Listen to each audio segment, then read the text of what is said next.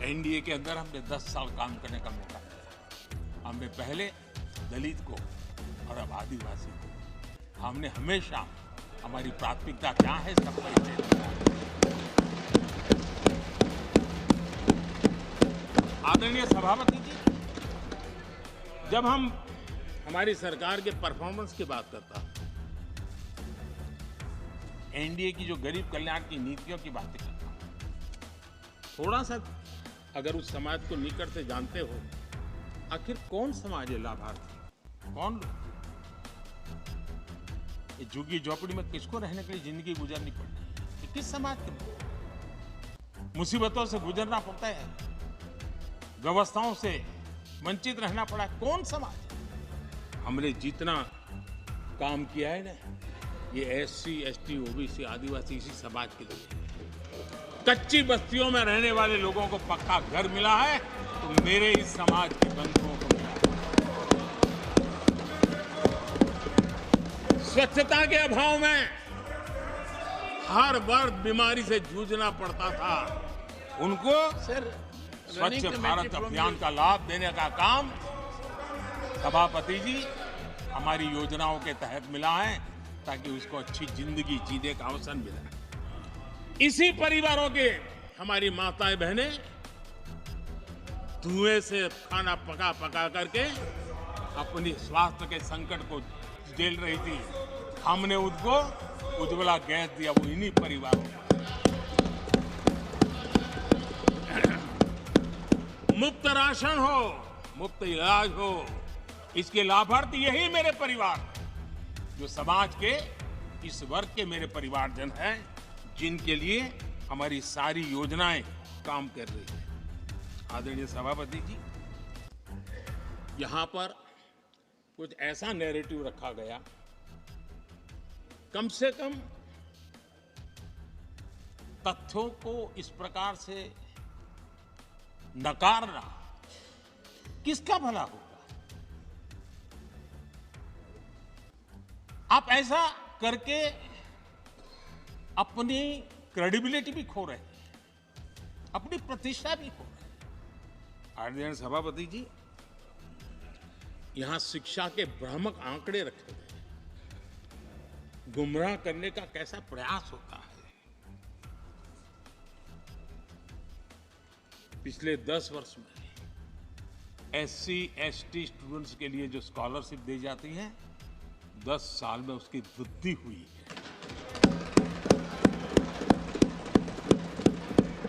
इन 10 वर्षों में स्कूलों में, हायर एजुकेशन में नामांकन की संख्या भी बहुत बढ़ी है और ड्रॉप आउट बहुत तेजी से कम हुआ है। आदरणीय सभापति जी, 10 साल पहले 120 एकलव्य मॉडल स्कूल थे। आदरणीय सभापति जी, आज 400 एकलव्य मॉडल।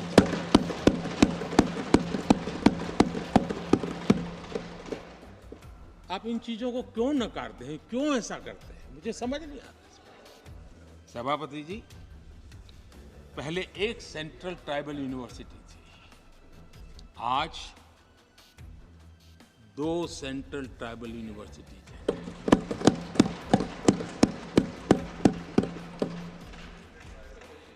आदरणीय सभापति जी, ये भी सच्चाई है कि लंबे अरसे तक दलित, पिछड़े, आदिवासी बेटे बेटियां कॉलेजों का दरवाजा तक नहीं देख पाते थे। मुझे याद है, मैं गुजरात में जब सीएम बना, तो मेरे लिए चौंकाने वाला एनालिसिस मेरे सामने आया। गुजरात में उमरगांव से अंबाजीपुरा बेल्ट आदिवासी बहुल क्षेत्र है। हमारे दिग्विजय जी के एक दामाद भी उसी इलाके में है। उस पूरे इलाके में साइंस स्ट्रीम की एक भी स्कूल नहीं थी। मैं जब वहां गया, अब उस इलाके में मेरे आदिवासी बच्चों के लिए साइंस स्ट्रीम की स्कूल नहीं होगी, तो इंजीनियरिंग, डॉक्टरी का तो सवाल ही कहां उठता है। ऐसी मिनिमम चीजें और यहां पर क्या भाषण दे रहे हैं जी। आदरणीय सभापति जी,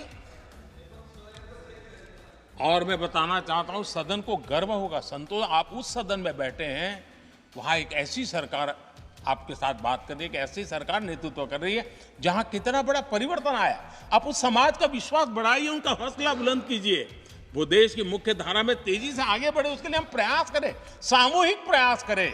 आप देखिए, आदिवासी और हमारे SC/ST समाज के विद्यार्थियों का नामांकन, मैं कुछ आंकड़े रखना चाहता हूं। उच्च शिक्षा में SC विद्यार्थियों का नामांकन 44% बढ़ा है।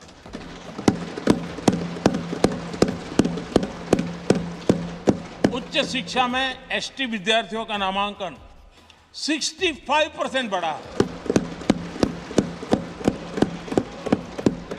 हायर एजुकेशन में OBC समाज के विद्यार्थियों का नामांकन में 45% बढ़ोतरी।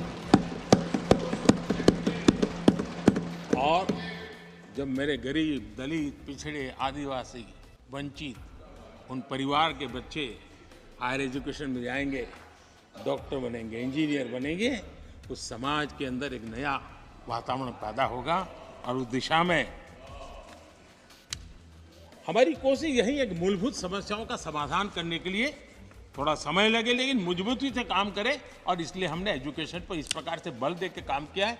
कृपा करके, जानकारियों का अभाव है तो कहीं हम जानकारियां दे देंगे, लेकिन ऐसे नैरेटिव मत बनाइए ताकि आपकी प्रतिष्ठा भी कम हो, आपके शब्द की ताकत खत्म हो जाए। आप पर दया आ जाती है कभी कभी।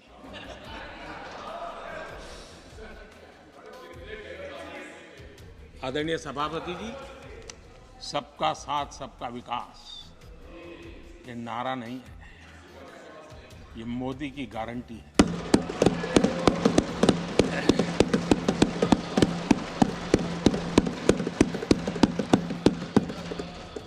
और जब इतने सारे काम करते हैं, मुझे किसी ने कविता लिख करके भेजी थी।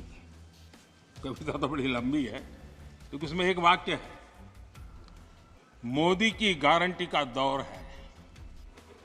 मोदी की गारंटी का दौर है। नए भारत की भोर, नए भारत की भोर, आउट ऑफ वारंटी चल रही दुकानें, आउट ऑफ वारंटी चल रही दुकानें, खोजे अपनी ठोर। आदरणीय सभापति जी,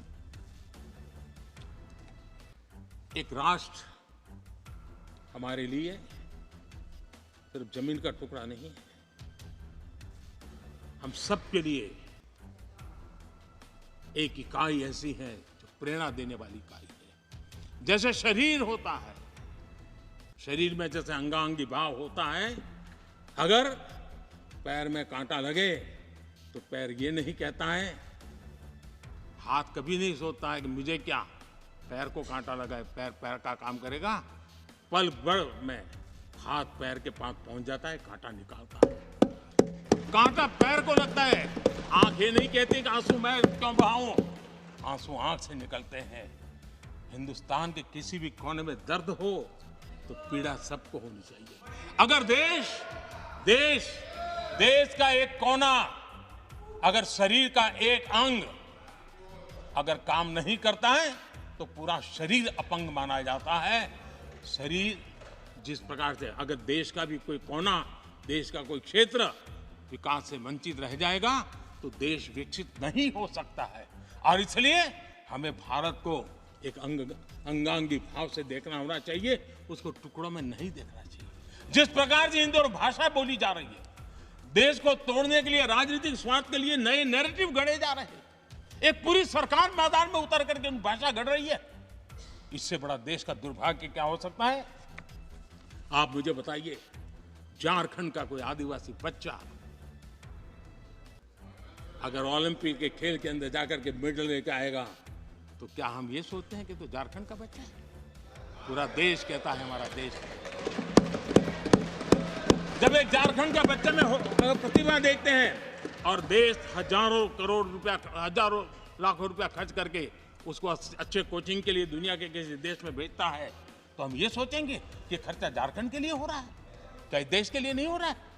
हम क्या करने लगे हैं, क्या भाषा बोलने लगे? इस देश का गौरव, हमारे यहां वैक्सीन, देश के करोड़ों लोगों को वैक्सीन का, हम ये कहेंगे वैक्सीन तो उस कोने में बनी थी इसलिए हक उनका है, देश को नहीं मिल सकती? क्या ऐसा सोच सकते हैं क्या? वैक्सीन उस शहर में बनी थी इसलिए देश के और भागों को इसका लाभ नहीं मिलेगा, ये सोचेंगे क्या? क्या सोच बन गई है? और एक राष्ट्रीय दल के अंदर से ऐसे विचार है, ये बहुत बहुत दुखद की बात। मैं पूछना चाहता हूं आदरणीय सभापति जी, क्या अगर हिमालय कल कहना शुरू कर दें, हिमालय कल बोलना शुरू कर दें, ये नदियां मेरे यहां से बहती हैं, मैं तुम्हें पानी नहीं दे दूंगा, पानी का अधिकार मेरा है, देश का क्या होगा? देश कहां जाकर के रुकेगा? अगर जिन राज्यों में कोयला है वो कह दें कोयला नहीं मिलेगा, ये हमारी संपत्ति है, जाओ तुम अंधेरे में गुजारा करो, देश कैसे चलेगा? आदरणीय सभापति जी, ऑक्सीजन, कोविड के समय हमारे यहां ऑक्सीजन की संभावनाएं, पूर्वी कार्य में जो उद्योग है उसके साथ देश के पूरे देश को ऑक्सीजन की जरूरत थी। अगर उस समय पूरब के लोग कह करके बैठ जाते ऑक्सीजन को हम नहीं दे सकते, हमारे लोगों की जरूरत है, देश को कुछ नहीं मिलेगा, क्या होता देश का? उन्होंने संकट झेल करके भी देश को ऑक्सीजन पहुंचाया। देश के अंदर ये भाव तोड़ने का क्या प्रयास हो रहा है? क्या इस प्रकार से देश को हमारा टैक्स, हमारे मनी किस भाषा में बोला जा रहा है? ये देश के भविष्य के लिए नया खतरा पैदा करने वाली बात है।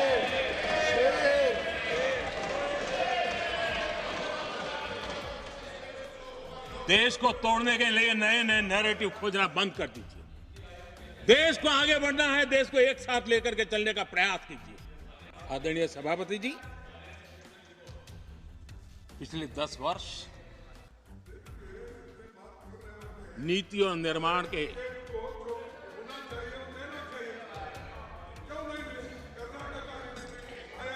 आदरणीय सभापति जी, आदरणीय सभापति जी, Nothing will go on record. No. आदरणीय सभापति जी, Take your seat. नीति और निर्माण, This conduct doesn't suit your ये position. नए भारत की नई दिशा दिखाने के लिए Please take your seat. जो दिशा हमने पकड़ी, Please take your seat. जो निर्माण कार्य हमने लिए हैं, बीते एक दशक में हमारा पूरा फोकस बेसिक सुविधाएं जरूर मिले उस पर हमारा ध्यान केंद्रित रहा है। आदरणीय सभापति जी, हर परिवार का जीवन स्तर ऊपर उठे, उसके जीवन में ईज ऑफ लिविंग बढ़े। अब समय की मांग है उसकी क्वालिटी ऑफ लाइफ में हम कैसे सुधार लाएं। हम आने वाले दिनों में हमारी पूरी शक्ति, पूरा सामर्थ्य ईज ऑफ लिविंग से एक कदम आगे बढ़ करके क्वालिटी ऑफ लाइफ की तरफ हम बढ़ाना चाहते हैं, हम उसके लिए जाएंगे। आदरणीय सभापति जी, आने वाले 5 वर्ष न्यू मिडिल क्लास जो गरीबी से निकल करके बाहर आए हैं, ऐसे न्यू मिडिल क्लास को नई ऊंचाई और सशक्त बनाने के लिए हम अनेकविध कार्य पहुंचाने के लिए पूरा प्रयास करने वाले हैं। और इसलिए हमने सामाजिक न्याय का जो मोदी कवच दिया है ना, उस मोदी कवच को और मजबूत बनाने और ताकत देने वाले हैं।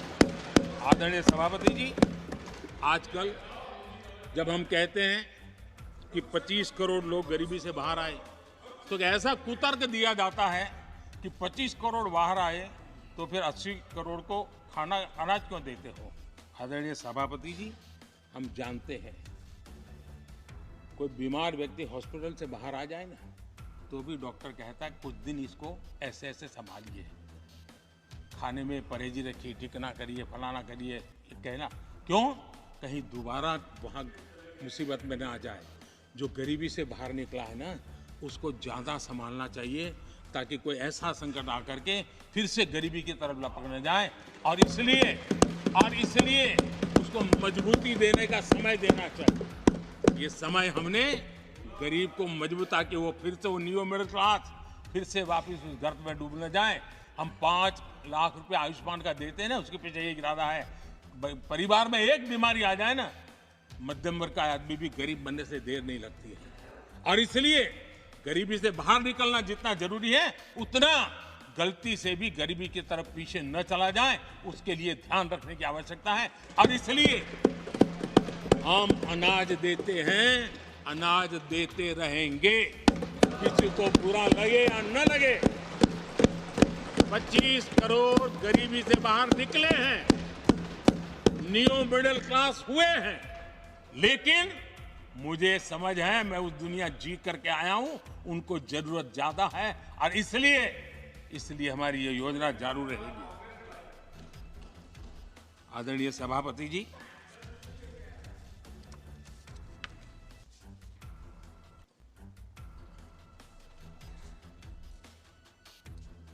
देश जानता है आदरणीय सभापति जी, और इसीलिए मैंने गारंटी दी है। मेरी गारंटी है, गरीबों के 5 लाख रुपए तक की इलाज की सुविधा आगे भी मिलती रहेगी।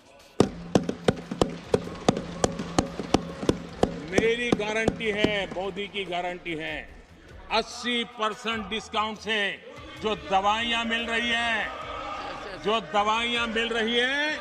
जिसका लाभ मध्यम वर्ग गरीब को मिल रहा है, वो मिलता रहेगा।